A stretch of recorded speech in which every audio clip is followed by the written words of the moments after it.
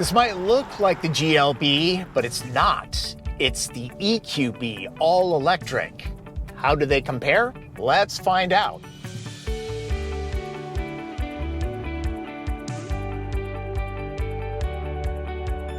Here's a familiar compact crossover. For the past few years, this shape, with its upward kick near the D-pillar, has bopped around upscale neighborhoods as the gas-powered GLB. But the EQB runs on electrons. It's a pure EV. Other than badging, the big giveaway is a beak with a lot less airflow and a strip of lighting front and rear. Those glowing horizontal strips give the electric version a more planted look. The wheels get better aerodynamics too. In total, the coefficient of drag drops to 0.28. Pretty good for an SUV. There are three things that people always want to know about EVs. First is range. This is EPA rated at 243 miles. Then there's max charge rate. That's 100 kilowatts. And then, of course, price. The base MSRP of this vehicle is $55,500.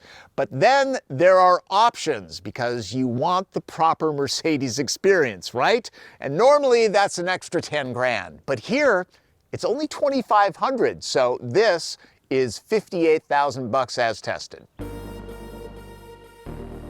That's about 11 grand more than a similarly equipped GLB, but comparing EVs, it's less than an Audi Q4 e-tron and Genesis GV60 by some $3,000, 7 large under the Cadillac Lyriq, and $12,000 more affordable than the Tesla Model Y.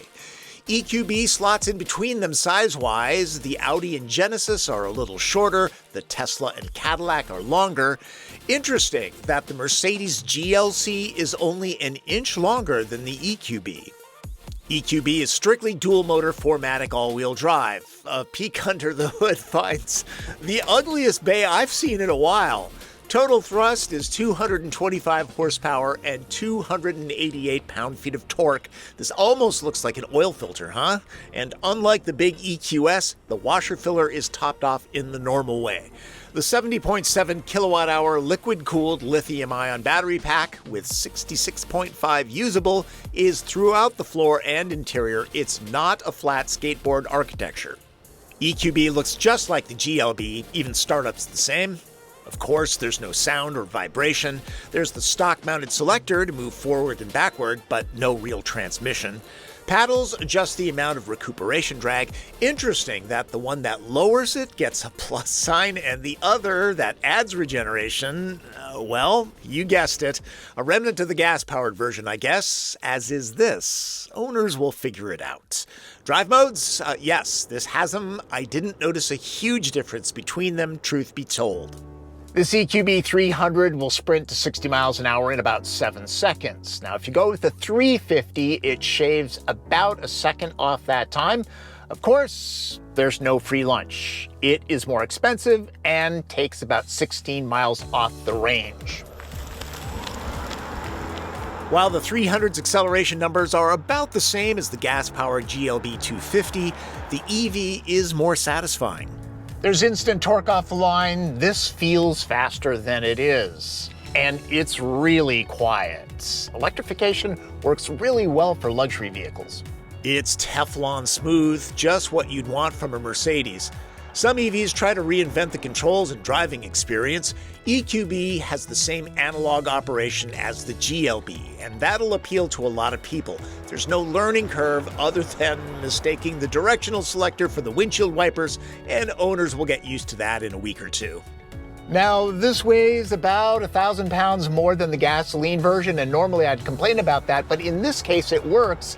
The center of gravity is low because those heavy batteries are in the floor, and all of that heft makes this feel more like a Mercedes. So in this case, I really do think it works.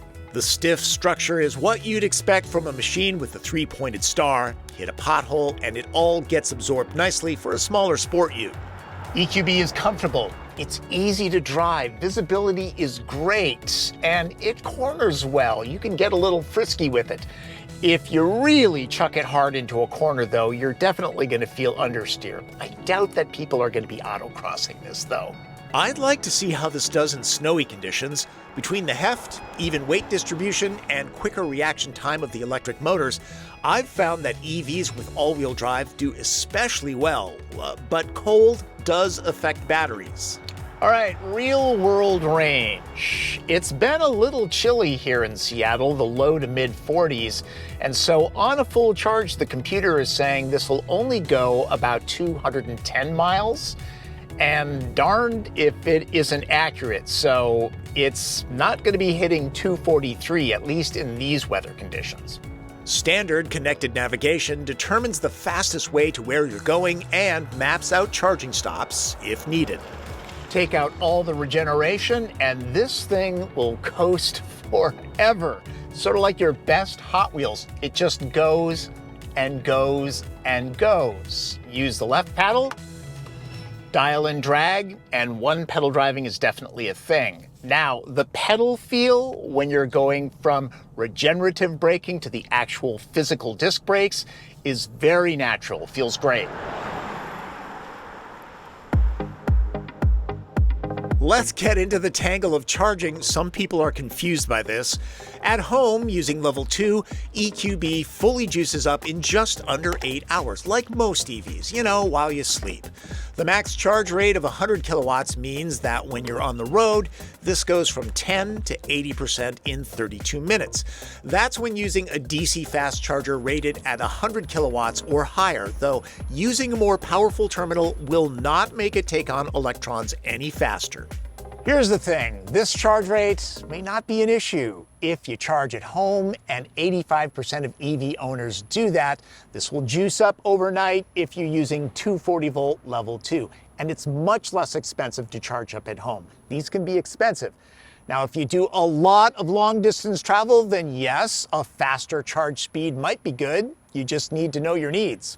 If you seldom, if ever, charge away from home, there's little advantage to the competitors' higher take rates. The Q4 e-tron's max rate is 135 kilowatts. That would save you 3 minutes at this station, about the same as Volvo XC40 Recharge. GV60's is 250 kilowatts, slicing a significant 11 minutes off the time, but only at 350 kilowatt stations. If you've seen a GLB, you'll know exactly what the EQB looks like inside. The specs say that there's no change in cabin space. The traditional ambiance doesn't have the Star Trek vibe of the EQE or EQS. At eye level, there are strong elements and materials like this optional walnut paneling.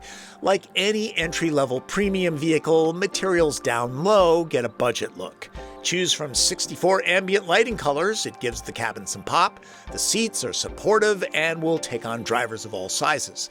These two 10.25-inch screens, fused to look like one, get a few unique EV menus because, well, of course it does. Like many vehicles with these panels, the gauge cluster, he says in air quotes, can be switched up in a number of ways, a different look for every day of the week, huh? Or you can just make it easy and select a theme, which takes care of a number of things, including mood lighting. It does require some searching in the menu. The MBUX interface does get kind of deep. The natural voice commands in this vehicle are terrific, which is great for keeping your eyes on the road. You use the wake phrase, "Hey Mercedes." How can I help? My hands are cold. I'm sorry, this vehicle does not have steering wheel heating. Well, at least it admits its shortcomings. I threw the Land Rover Defender a curveball. It's only fair that I do it here. Hey Mercedes, I need to buy some camping gear. Showing 5 campgrounds. Well, it's closer than the Defender, which took me to the Pike Place Market, where I could catch a salmon. Doing things the old-fashioned way, all the hardware feels good to touch. There are the usual places to squirrel things away. At this price, there's no wireless phone charging. Android Auto and Apple CarPlay are standard. They require a cord. All of the USB ports are the new C-type, so stock up on adapters and new cables.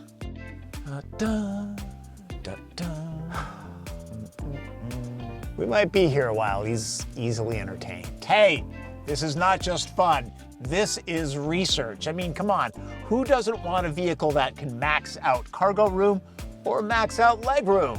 I'll put it somewhere in the middle. Knee, leg, and foot room are just fine. Headroom, pretty good. Cushions are high enough so that thigh support is good. They're comfortable, and door openings are big enough so that car seats go in and out. No sweat, no problem. You got storage here, pockets on both seat backs. No separate climate zone, but at least there are adjustable vents. These cushions, not heated. You can stash a cell phone here, charge it from here, and charge a computer. EQB's floor is not completely flat, but this isn't too intrusive and footroom is still pretty good. There are belts for 3 back here. That's if you're hauling kids. If it's adults, I would stop at 2 to make sure they're comfortable. And there is an optional 3rd row, but it's cramped and it takes up cargo space. Really only good for emergencies. This is a good setup. Not much to talk about when it comes to design. Other than the grille and LED strips, this looks just like the GLB. Obviously not a wild science fiction look, and that's a plus for some. For what it's worth, I've always been ambivalent about this body style. It kind of looks like a hiking boot. For a sleeker EV wearing the star, feel free to move up to the EQE SUV, and of course, that's a price hike of 20 grand or so. And then, of course, there are the competitors that I've mentioned. And I understand it's not always an apples-to-apples comparison, but until loads of electric vehicles are for sale, people will be shopping all over the map. Having a standardized real-world measurement metric is a thing of beauty when you're trying to compare the cargo hold of the EQB and the GLB. Under here, you'll find room for the portable charge cord. That's an option. No spare tire, just a repair kit. Lots of small little details to keep things organized. I think these straps should be required by law. You'll get your steps in lowering the seat backs. It can only be done here. Dropped, there's 62 cubic feet, same as the gas version. Love the flexibility of 40-20-40 splits. The optional 3rd row would cut into cargo room. I'm not sure how useful it is. EQB's cargo hold is 22 cubic feet, according to Mercedes, the same as GLB, and the proof is in the TP. Both of them score an 8 in my test. That's about it for the EQB. It's red light, green light time. Green lights. The EV version of this vehicle is the best way to get it. Electrification really works for the Mercedes mission. With solid pep and a lower center of gravity, it's fun to drive, excellent visibility too. It has the same cargo and passenger flexibility as the GLB, and the cockpit looks like a Mercedes. Yellow lights, continuing with the interior, gaze below and there are budget plastics. Inside and out it looks pretty much the same as the GLB, disappointing for those who want to advertise they're part of the EV club. The MBUX voice commands are among the best in the biz, but navigating the deep menus by hand can be distracting. Red light. Even if it did hit the EPA estimated 243 miles, that range is on the low side. Same goes for the 100 kilowatt max charge rate for traveling salespeople. I've seen the 3rd row, save yourself some money and the space it takes up in the cargo hold. For many, the range and charge rate won't be much of an issue. EQB owners will probably use it for commuting, grocery getting, doing the occasional chores, and taking shorter road trips since it's quiet and refined. Know your needs. The range is on the low side, same with charging speed, and theoretically, you can buy a Cadillac Lyriq that's built on a dedicated EV platform and is larger for only about $10,000 more. Now, that said, this is the perfect size for whipping around in the city, and it's comfortable, and it has that 3-pointed star on the nose. That means something to people. One woman impressed by the Mercedes image was surprised that the company made an EV. The marketing department needs to work on that. Again, the extra heft and vibration-free drivetrain lift the electrified version's experience up over the GLB.